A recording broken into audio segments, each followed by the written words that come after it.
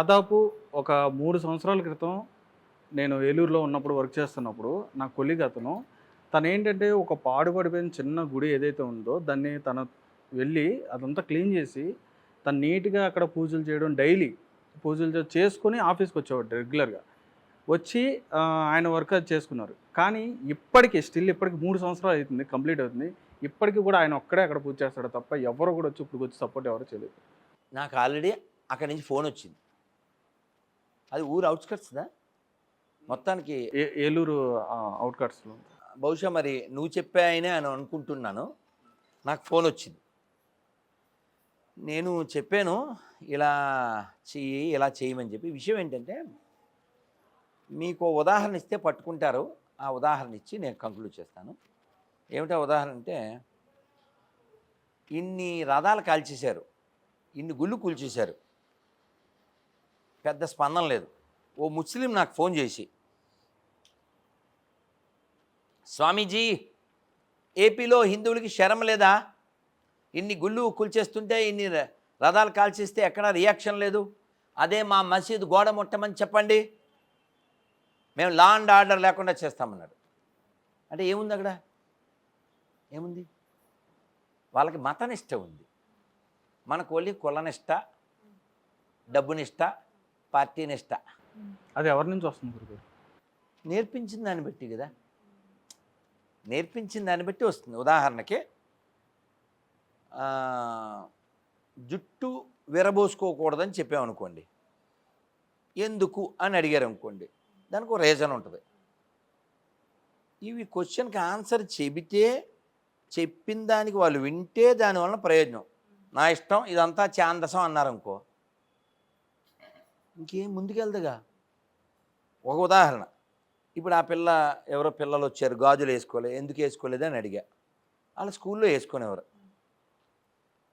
నిన్న ఒక వీడియోలో చూసాం, ఇది కాలేజ్ కదా మీరు హిజాబ్ వేసుకొచ్చారు అంటే, అది మా మతం అని చెప్పారు. అది ఒక పెద్ద ఇష్యూ కూడా అయింది, మీకు తెలుసు. ఇక్కడ కూడా తెలంగాణలో ఒక అమ్మాయి హిజాబ్ వేసుకొస్తే ఇది అందరూ ఉండేది, అలా వేసుకు రాకూడదని అంటే, అప్పటి హోమ్ మినిస్టర్గా ఉండే ఆయన పేరు మహమ్మద్ ఏదో ఉంది, అలీ, అని రియాక్ట్ అయ్యాడు. మరి మన ఆడవాళ్ళ మెట్టెలు తాలి బొట్టులు తెంచినప్పుడు, గాజులు బద్దలు కొట్టినప్పుడు మనకి రియాక్షన్ లేదు. మీకు ఇంకో విషయం కూడా చెప్తే బాగుంటుంది. మీరు రాముణ్ణి కృష్ణుని విమర్శించినప్పుడు మన బడుద్దాలు రియాక్ట్ అవ్వరు. అదే కులాన్ని విమర్శించండి, వీడి ఇంక మలంలో పందారేసి తినేసి మరీ వచ్చేస్తాడు. వీడు పేర్లు అవి చెప్తే చస్తారని ఇంక చెప్పట్లేదు అంతే. అయితే గురువుగారు చిన్న డౌట్ నాకు. మొన్న ఆ మధ్య ఒక 2-3 రోజుల క్రిందట గరుడ ప్రసాదం తింటే పిల్లలు పుడతారు అని చిలుకూరులా జరిగింది. అంటే కొన్ని లక్షల మంది హాజరైనలు, చాలా మందికి దొరకక ఏడ్చుకుంటూ పోయిన సందర్భాలు కూడా ఉన్నాయి. అంటే దీని గురించి మీ అభిప్రాయం ఏంటి? అసలు అవన్నీ అభిప్రాయం ఏం లేదమ్మా, చాలా స్పష్టంగా. ఇంకే ఎనీథింగ్ వాంట్. ఎందుకు ఇలా? ఎందుకు తెలుసా? ఏదో సామెత ఉందండి, ఏ వయసుకి ఆ ముచ్చట అని. వీళ్ళు కెరీర్ అనే పేరుతోనో, లేకపోతే విచ్చలవిడో, లేకపోతే బాధ్యతల పేరో, టైటిల్ ఏదన్నా పెట్టు, 30లు 35లు 40లు దాటిపోతున్నాయి. అలా దాటిపోతే ఏమవుతుందండి, పండవలసిన టైం దాటిపోయి ఎండిపోయే టైం వస్తుంది. ఎండిపోయిన తర్వాత మండిపోతుంది.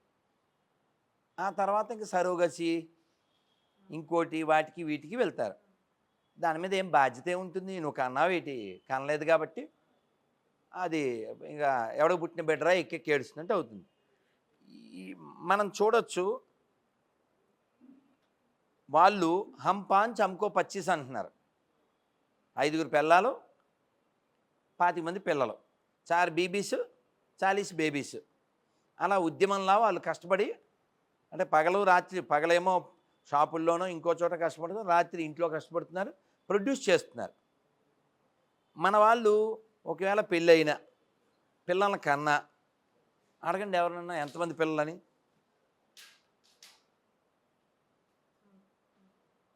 అంతే అంతే, టాయిలెట్ సింబల్ చూపెట్టినట్టు ఒకటో రెండో చూపించడం అంతే, మ్యాక్సిమం అంతే. మనం ఏమనుకుంటున్నాం, ఒకరినో ఇద్దరినో కానీ ప్రభుత్వ ఉద్యోగం వస్తే బాగుండు అనుకుంటున్నా. వాళ్ళు ఏమనుకుంటున్నారు, 10 మందినో 15 మందినో కానీ ప్రభుత్వమే మన దగ్గర ఉండాలి అనుకుంటున్నారు. కాబట్టి మారాల్సింది ఎవరు?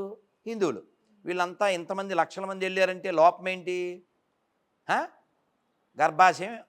గర్భసంచి ఎండిపోవడం. ఎందుకు ఎండిపోతుంది? సకాలం కాకపోవడం, సరైన తిండి కాకపోవడం, సరైన బట్టలు కాకపోవడం, అన్ని ఎఫెక్ట్లు ఉంటాయి. మనం రకరకాల మందులు వేసేసుకోవడం, ప్రకృతి వ్యతిరేకంగా జీవించడం, ప్రకృతి వ్యతిరేకమైన తిండ్లు తినడం, శాస్త్ర ధర్మానికి వ్యతిరేకంగా జీవించడం, ఇన్ని ఉంటాయి. కష్టం ఊరికే వచ్చేద్దామా? ఎవరో నిన్న సూసైడ్ చేసుకున్నారు. రోజుకి 2 లక్షలు సంపాదించేవాడిని షేర్ బిజినెస్లో, నా బతుకు ఇలా చేశాను. సూసైడ్ అతను. ఏదో అయింది, నేను కూర్చోలేదు పూర్తిగా, బట్ ఈ కమిటీ సూసైడ్. ఎందుకని ప్లాన్ లేకపోవడం, కంట్రోల్ లేకపోవడం, రకరకాల మన మానసిక జాడ్యాల వలన ఇన్ని జాడ్యాలు వస్తున్నాయి. గురుగారు, ఇక్కడ ప్రజల్లో చేసే ఈ పనులు ఏవైతే ఉంటాయో వీటికి ప్రభుత్వం నుంచే చర్యలు ఏమైనా తీసుకోవచ్చు అని చెప్తున్నాను. నాన్న, అన్ని ప్రభుత్వం ఎన్ని చేస్తుంది చెప్పు? ప్రభుత్వం ఎన్ని చేస్తుందండి? ప్రభుత్వం అంటే ఏంటండి ఇంగ్లీష్లో? వాచ్ డాగ్, కాపలా కుక్క. కాపలాకి అన్నీ చేసి నోట్లు పెడద్దా ప్రభుత్వం? అంటే ఎటువంటి ప్రభుత్వం ఉంటే మంచిదనుకోవచ్చు?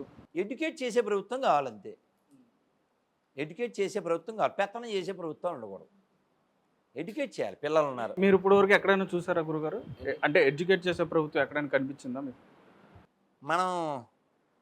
మన స్వతంత్రం వచ్చిందని చెప్పుకున్నప్పటికీ కూడా మనం అంతా విదేశీ పాలనలోనే ఉన్నాం కదా నాన్న. కాబట్టి ఇప్పుడు గుళ్ళో డబ్బులు ఎత్తుకెళ్ళడం అనేది మనకి స్వతంత్రం వచ్చినప్పటి నుంచి ఉందిగా. కాబట్టి ఇంక ఎడ్యుకేషన్ అనే పదం ఎక్కడ మాట్లాడతాను?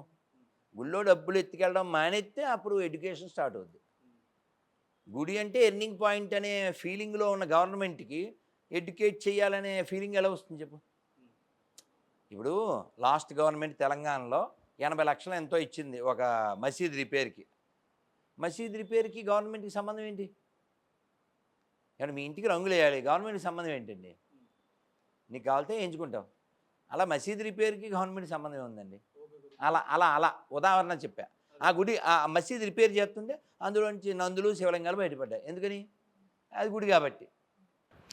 మీ ఉద్దేశంలో ఇప్పుడు రేపు రానున్న ఇప్పుడు తెలంగాణ ఎలక్షన్లు పూర్తి అయిపోయినాయి, రేపు రానున్న ఆంధ్రప్రదేశ్ ఎలక్షన్స్లో ఏ గవర్నమెంట్ వస్తే బాగుంటుందని చెప్పని మీ ఉద్దేశం, మీరు భావిస్తున్నారు? నేను ఆల్రెడీ చెప్పే సంవత్సరం అయింది నేను అది ఈ ప్రశ్న అభిప్రాయం కూడా.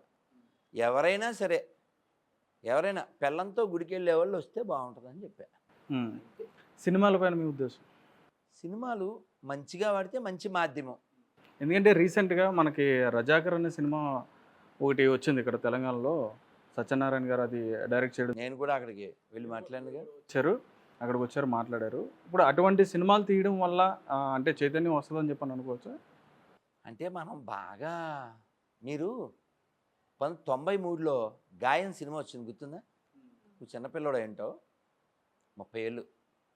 అందులో మంచి పాట పుట్టావా? 93లో పుట్టలేదా? నేను మ్యాట్నీ షో చూసా. ఆ సినిమాలో మంచి పాట ఎవరు? సిరివెన్నెల సీతారామ శాస్త్రి గారు. ఆయనే రాసి, ఆయనే పాడి, ఆయనే యాక్ట్ చేశాడు.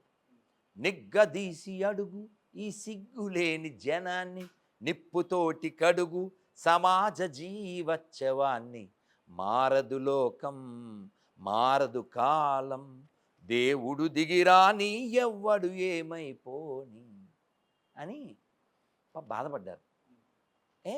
దానికంటే 30 ఏళ్ళ 40 ఏళ్ళ ముందు గుండమ్మ గారి కథ, గుండమ్మ కథ. అందులో పాట ఏంటి? అయినా మనిషి మారలేదు, అతని యావ తీరలేదు. అంటే ఏంటంటే సినిమా మాధ్యమం 30 ఏళ్ల క్రితం వరకు పాజిటివ్గా ఉండేది. తర్వాత కాలంలో పైత్యం పెరగడం వలన ఇష్టం వచ్చినట్టు సినిమాలు తీయడం, ధర్మాన్ని హేళన చేయడం. ఉదాహరణకి తండ్రి ప్రేమ, ఆ కాన్సెప్ట్లో కొన్ని సినిమాలు చెప్పండి. నాన్నకు ప్రేమతో, ఇంకా బొమ్మరిల్లు, ఇంకా యానిమల్. చూసిరా గురువుగారు యానిమల్? చూడలే, కానీ దాని మీద రివ్యూ ఇచ్చాను నేను. నా రివ్యూ మీద రివ్యూ ఇచ్చాడు పోల్చక్కనే అబ్బాయి. కాదు, 3:30 గంటల సినిమా, ఫుల్ హింస ఇన్ ద నేమ్ ఆఫ్ నాన్న. అవునా? అంటే ఇక్కడ చూసేవాళ్ళు ఉన్నారు, తీస్తున్నారు, తీసేవాళ్ళు ఉన్నారు, చూస్తున్నారు. కానీ రజాకార్ సినిమా నిజం, నిజాంకి సంబంధించిన నిజం. కానీ అందరికీ అది కనెక్ట్ అవ్వలే. వీడి లోపలుండే హింసా ప్రవృత్తి తెర మీద కనబడితే సాటిస్ఫై అవ్వడానికి యానిమల్ సినిమా బాగా పనికొచ్చింది. కానీ ఎవడో మన మీద హింస చేసి, మన ధర్మనాశనం చేసి, మన స్త్రీల బట్టలు ఇప్పించి బతకం ఆడించినటువంటి దుర్మార్గాన్ని చూసి రియాక్ట్ అవ్వలేక వాడు సినిమాకి వెళ్ళా. మొన్న అతని పేరేమిటండి, చాలా మంచి హీరో అండి, రణదీప్ హుడా. అతను ఫ్లాట్ అమ్మి మరీ సినిమా తీశాడు. చాలా పాటలు పడి, చాలా శరీరాన్ని కృషింపజేసుకుని బక్కగా అయిపోయాడు. ఏ సినిమా? వీర సావర్కర్. కానీ మన వాళ్ళ స్పందన అంతంత మాత్రం. దానికంటే ముందు అతని పేరు అక్షయ్ కుమార్, రామసేతు సినిమా, అది వెళ్ళలే. ఏదో హనుమాన్ బాగా వెళ్ళింది. Kerala files, Kashmir files, Kerala story కాస్త వెళ్ళి. ప్రభాస్ కూడా ఒక సినిమా కూడా, ఆది పురుషు అదేమో అతను ఇష్టం వచ్చినట్టు తీసాడు అనుకోండి, సోది పురుషు చేసాడు. అది బాగా తీసి ఉండొచ్చు, కానీ కాళిదాస్ కవిత్వం కొంత, ఆ డైరెక్టర్ పైత్యం అంత, అందువల్ల అది అలా జరిగింది అనుకోండి. కానీ సినిమా బాగా తీస్తే చాలా మంచి చేయొచ్చు, చాలా. ఎందుకంటే ఇప్పటికీ ఈ రోజుకి కూడా ఇంకా రామాలయాల మీద అక్కడక్కడ వినపడుతుంటుంది లౌకిక సినిమాలో పాటలు. మన ఫీలింగ్ ఎంత బాగుంటుంది, లౌకిక సినిమా పాటలు ఎంత అద్భుతమైన లౌకిక సినిమా. కానీ అందులో వారి యొక్క నటన అవన్నీ అద్భుతం కదా, ఏడుస్తాం, అంత బాగుంటాయి. కాబట్టి పాజిటివ్గా తీస్తే అన్నీ మంచివే, అన్నీ ఉపకారమే కదా నాన్న. ఇప్పుడు సోషల్ మీడియా కూడా మంచికి వాడినప్పుడు ఉపకారం, చెడుకు వాడితే అపకారం. ఏదైనా నా కత్తి కూరగాయలు కోయచ్చు, పీకలు కోయచ్చు, ఇదే నాన్న. అంటే ఇప్పుడు హైందవ ధర్మాన్ని కాపాడుకోవాలి, మీలాంటి వ్యక్తులను ఖచ్చితంగా కాపాడుకోవాలని ప్రతి ఒక్క హైందవుడికి ఉంటుంది. ఇప్పుడు బైరి నరేష్ నాస్తికుడు, తనను హైందవ ధర్మానికి వ్యతిరేకంగా మాట్లాడినందుకు తన మీద దాడి చేసిండు మన హిందువులు. మరి మీరు కొన్ని మతాలకు వ్యతిరేకంగా మీరు మాట్లాడుతున్నారు కదా, వాళ్ళు మీ మీద దాడి చేస్తారేమో అని కొంతమంది భయపడుతున్నారు. మరి మీరు ఇచ్చే సమాధానం? నేను ఏదైతే వాక్యాలు చేసానో నా ఇంటర్వ్యూలో కానీ, నా 21,000 వీడియోల్లో, నా ఛానల్లో కానీ ఏదైనా తప్పని నిరూపిస్తే ఇలాగే పబ్లిక్లో మైక్ కూడా తెస్తే క్షమాపణ చెప్తా. మిమ్మల్ని మీడియా వాళ్ళని పిలిచాను, తప్పని నిరూపించని క్షమాపణ చెప్తాను. అలాగే whatever comment I made on them, please prove it's wrong, I'm ready to apologize. ఇంకేంటి? అలాగే అన్ని మతాలు సమానం అనే వాళ్ళందరికీ నా ఛాలెంజ్, నిరూపించండి. నేను మసీదుకి వస్తా, నమాజ్ చేస్తా, చర్చికి వస్తా, ప్రేయర్ చేస్తా, అయిపోయిన వెంటనే వాళ్ళు గుడికి వచ్చి భజన చేయాలి అంటే నువ్వు అన్నావు కాబట్టి అన్నీ సమానం అని. మొన్న ఒక నాస్తిక్ గొర్రె ఫోన్ చేసింది, ఏ మత గ్రంథమైనా మంచిగా చెప్పుద్ది అన్నాడు. పచ్చి అబద్ధం. నువ్వేమీ చదవకుండా స్టేట్మెంట్లు ఎత్తున్నావు. తీసుకురా 3 బుక్కులు ఇక్కడ పెట్టు, భగవద్గీత, బైబిల్, ఖురాన్ 3 ఇక్కడ పెట్టు. 3 హ్యుమానిటీకి ఏది వ్యతిరేకంగా ఉందో ఆ పేజీలు చింపేద్దాం, రెడీయా? రమ్మని చెప్పండి. ఎవడు రాలే, ఆల్రెడీ మేము చెప్పి 6 నెలలు అయింది వేరే ఛానల్లో, ఎవడు రాలే. ఎందుకు రారు? పిల్లలు కామెంట్ పెట్టారు తెలుసా, గురూజీ అలా మీరు చింపితే వాళ్ళకి మిగిలేదు ఓన్లీ అట్ట మిగులుద్ది ఎడారి మతాల వాళ్ళకి. ఎందుకని చెప్పు? ఇప్పుడు నేనున్నాను, నువ్వు ఉన్నావు, మనందరం చెప్పగలం. ఏం చెప్పగలం? నేను పూజించే రాముణ్ణి, కృష్ణుణ్ణి, శివుణ్ణి, అమ్మవారిని ఇతరులు పూజించకపోయినా ఏం పర్వాలేదు, ధర్మంగా, న్యాయంగా, నీతిగా, ఆనందంగా, ఆరోగ్యంగా జీవిస్తే చాలు, సర్వే జన అని మనం చెప్పగలం. ఒకసారి మసీదులో హర్ష చెప్తాడుగా, ఒకసారి ఏదో ఒకటి అలా ఒకసారి చెప్పను. మసీదులో, చర్చిలో ఒకసారి చెప్పను. మేము పూజించే అల్లాని, మేము పూజించే యేసుని మీరు పూజించకపోయినా పర్లేదు అని చెప్పను. మొత్తం ప్రపంచం ప్రశాంతం ఎందుకు అవుతుందో చూద్దాం. ఛాలెంజ్. పాకిస్తాన్ ఎందుకు పుట్టింది? వాళ్ళు పూజించే వాళ్ళనే నువ్వు పూజించాలి. లక్షల మందిని ఎందుకు చంపేశారు? లక్షల మంది ప్రాణాలు, మానాలు ఎందుకు తీసేశారు? కాబట్టి ఇది ఓపెన్ స్టేట్మెంట్. సెక్యులరిజం భారతదేశానికి ప్రమాదం, ఎడారి మతాలు ప్రపంచానికి ప్రమాదం. ఏమన్నాను? నిరూపిస్తాను, నడండి. ఎవరో యాంకర్ అడిగాడు, అన్ని మతాలు సమానం, మీరు వ్యతిరేకిస్తున్నారని. అయితే నాడు పాత బస్తీలో పొద్దున్నే మనం భజన చేద్దాం, నగర సంకీర్తనం అని మెడికల్ తిరిగాడు. కాబట్టి ఇంప్రాక్టికల్ మాట్లాడద్దు, అర్థమైందా? 5 సార్లు ఆజాన్ మనం వింటున్నామా? మనకు అవసరం లేకపోయినా. మరి మనం భజన పెడితే వరంగల్లో పూజారి ఏదో గుళ్ళో మైక్ పెడితే చంపేశారు. స్టిల్ ఇప్పటికీ నడుస్తున్నా గురుగారు. కాబట్టి అన్ని మతాలు సమానం అనే దొంగల్లారా ఏమన్నాను అంటే ఇంకో పదం వాడాలి, బాగుండదని కష్టపడి తగ్గాను. కాబట్టి అబద్ధాలు ఆడకండి, ప్రాక్టికల్గా ఉందాం. ప్రాక్టికల్ అంటే ఏంటి? ఈ దేశం హిందువులది, దీని పేరు హిందుస్థాన్. ఇక్కడ ఎడారి మతాల వాళ్ళు ఎవరైనా ఉండొచ్చు, వాళ్ళు కూడా మనోళ్ళే. వాళ్ళు మనోళ్ళే. ఎందుకని? వాళ్ళ పూర్వీకులు ఎక్కడోళ్ళే. James father Jackson, Jackson father Jaipal, Jaipal father Jairam, grand father ఒక్కడే, గతమంతా మనదొక్కటే. గ్రాండ్ ఫాదరు ఒక్కడే, గతమంతా మనదొక్కటే. ఇది మన దేశం, ఇది మన దేశం, ఇది మన దేశమురన్నా, ఇది స్వర్గము కన్నా మిన్నా. నువ్వెవడో చెప్పడానికి ఇది హిందువుల దేశం అన్నానికి అని ఎవడైనా గొర్రె, మనకే పుట్టినాడే, ఆడి పేరు రాంబాబు, ఆడ క్వశ్చన్ చేశాడు అనుకోండి, ఆన్సర్ ఏంటో చెప్పనా? గంగా ఎక్కడుందండి?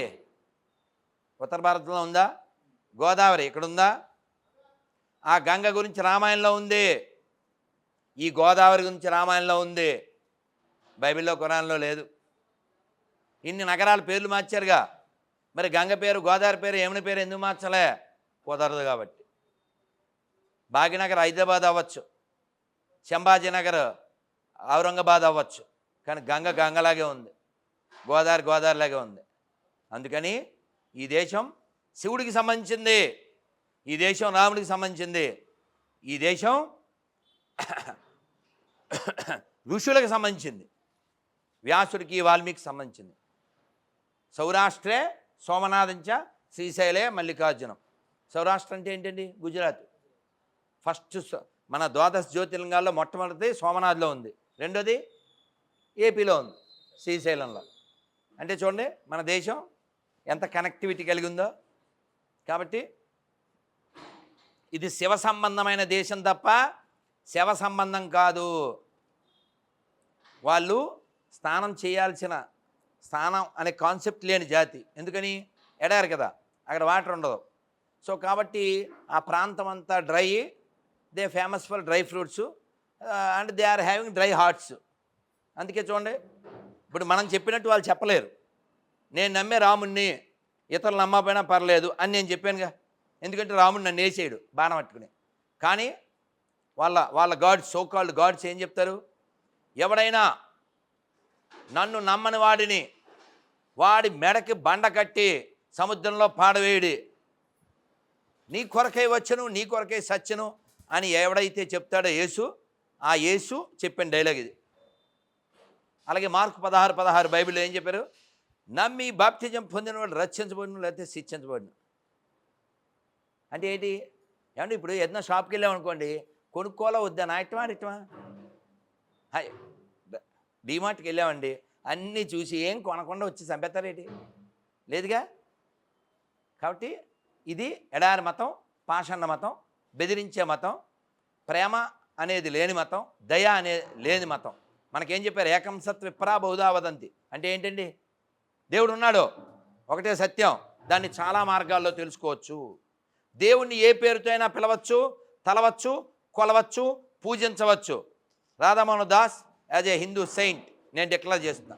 ఈ మాట చెప్పను, ఒకటి ఏదో ఒకటి చెప్పను, పాస్టర్ని చెప్పను, పాస్టర్ని చెప్పను. మొన్న మీరు చూడండి, ఇప్పుడు జస్ట్ 3 రోజుల క్రితం రైల్లో వెళ్ళే వీడియో పెట్టాను. పెట్టిన రోజు 15,000 మంది చూశారు, నిన్న చూస్తే 25,000 మంది. ఇందా చూసి ఆశ్చర్యపోయాను. 3వ రోజు 41, ఈ పాటికి 50,000 మంది చూసుంటారు. ఎందుకని? ఆ టైటిల్ ఏంటంటే ప్రైజ్ ద లార్డ్, జై శ్రీరామ్, అంతే. ఏం లేదు అక్కడ. ఫోన్ చేశాడు గొర్రె, ఫోన్ చేస్తే ఏమన్నాను ఫోన్ చేశాడు గొర్రె అన్నాను. మీరు గమనించాలి. అధ్యక్ష ఫోన్ చేశాడు, ఏం పేరు అన్న? శ్రీనివాస్. సరే శ్రీనివాస్ గారు అంటే ప్రైజ్ ద లార్డ్ అన్నాడు. నేను కూడా ప్రైజ్ ద లార్డ్ అన్నా. ప్రైజ్ ద లార్డ్ అన్నాడు, ప్రైజ్ ద లార్డ్ జై శ్రీరామ్ అన్న, మళ్ళీ జై శ్రీరామ్ ఎందుకు అన్నాడు. అది వినాలి, భలే ఫన్నీగా ఉంటుందిలే. మీరు ప్రైజ్ ద లార్డ్ అంటే అర్థం ఏంటండి అన్న. అర్థం ఏంటండి, మీకు ఇంగ్లీష్ వచ్చుగా. ప్రైజ్ ద లార్డ్ అంటే మీనింగ్ ఏంటి అచ్చ తెలుగులో? దేవుని స్తుతింపు, దేవుని స్తుతించాలి. అందరు చెప్పండి జై శ్రీరామ్. ఆ దేవుని స్తుతించాం, అతను చెప్పాడు, చేయించాం. దాని మీద డిస్కషన్. మీరు యమలేని సినిమా చూసారా? అందులో ఐస్ క్రీమ్ ఇస్తుంది యముడికి. ఆవిడ పేరు లతాశ్రీ. ఆవిడ ఫోన్ చేసింది. ఆవిడతో కూడా నేను ప్రైజ్ ద లార్డ్ అన్న, ప్రైజ్ ద లార్డ్, మళ్ళీ జై శ్రీరామ్.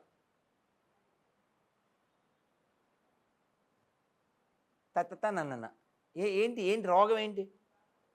ఇప్పుడు నా నోటితో హల్లెలూయా చెప్పేశానా, ఆమెన్ చెప్పేశానా, అల్లాహ్ అక్బర్ చెప్పేశానా, జై శ్రీరామ్ చెప్పేశానుగా. ఇలా అటువైపు చెప్పించు. అంత రోగం ఏంటంటున్నా. ఆడి పేరు రాంబాబు, ఆడు జై శ్రీరామ్ అండు. మొన్న గోదావరి గొర్రె అడవాడు ఫోన్ చేశాడు, అది చూడొచ్చు. సార్ మీ నాన్నగారి పేరేంటి సార్ అన్నాను. పాల్ ప్రసాద్ అన్నాడు. అంటే పాలు అవి అమ్ముతారండి అన్న. కాదు, పాల్ అంటే బైబిల్లో గొప్పోడు అని పేరు అన్న. మరి ప్రసాదు మామూలుగా పెట్టుకున్నాం అన్నాడు. సార్ మీ పేరు సార్ అన్న. వెంకట్. సరే మీ పేరు మరి బైబిల్లో లేదు కదా, మామూలుగా పెట్టుకున్నాం. ఈడన్నీ మామూలుగా పెట్టేసుకోవచ్చు, వెంకటేశ్వరని వ్యతిరేకించేయచ్చు. వెంకటేశ్వర పేరు లేకపోతే బతుకులేదు. కాబట్టి వీళ్ళని ఏమని పిలవాలి యాక్చువల్గా అంటే గొర్రెలు అనకూడదు, 50-50గా అనాలి. అందుకని నా స్టేట్మెంట్లు ఏదైతే ఉన్నాయో వాటన్నిటి నేను కమిట్ అయి ఉన్నాను. వాటన్నిటికీ కన్ఫర్మ్ ఆన్సర్ ఇస్తాను. ఇవ్వలేకపోతే క్షమాపణ కూడా చెప్తాను. అన్నిటికీ ఏది డిలీట్ చేయక్కర్లేదు, ఏది ఎడిటింగ్ చేయక్కర్లేదు. ఉన్నది ఉన్నట్టు మొహం మీద కొట్టినట్టు. ఇదే ట్యాగ్ లైన్. జై Shriram. Thank you very much. Thank you అని గురుగారు. Thank you very much. Hi, this is Navdeep. Please subscribe to Suvarna Media. Hi, నేను మీ Ravivarma Adduri. Please subscribe Suvarna Media and do follow it. Hello అండి, అందరికీ నమస్కారం. నేను మీ ఆశ్రితని మాట్లాడుతున్నాను. Please like, share and subscribe to Suvarna Media. Hi everyone, నేను మీ super singer winner Pravasti. So please like, share and subscribe to Suvarna Media for more amazing content. Hello అండి, నేను మీ Sahithi Adapa, super singers. Please do subscribe to Suvarna Media. Hi everyone, I'm Shweta Somasundaran. Please do subscribe Suvarna Media. నేను మీ super singers contestant Madhuri Hemanth. ఈ video కానీ మీకు నచ్చినట్లయితే please do like, share and subscribe to Suvarna Media channel. Like, share, subscribe to Suvarna Media. Hello అండి, అందరికీ నమస్కారం. నేను మీ Pavan. Please do subscribe to them. అందరికీ నమస్కారం, నేను మీ అక్షయ్ సాయి. నన్ను సూపర్ సింగర్లో చూసుంటారు మీరందరూ. And please do subscribe to Suvarna Media. So like, share and subscribe to Suvarna Media. Hello అండి, అందరికీ నమస్కారం. నేను మీ Suvanas. Please subscribe to Suvarna Media. Hi అందరికీ, నేను మీ Akhil Chandra. So please do like, share, comment and subscribe to Suvarna media.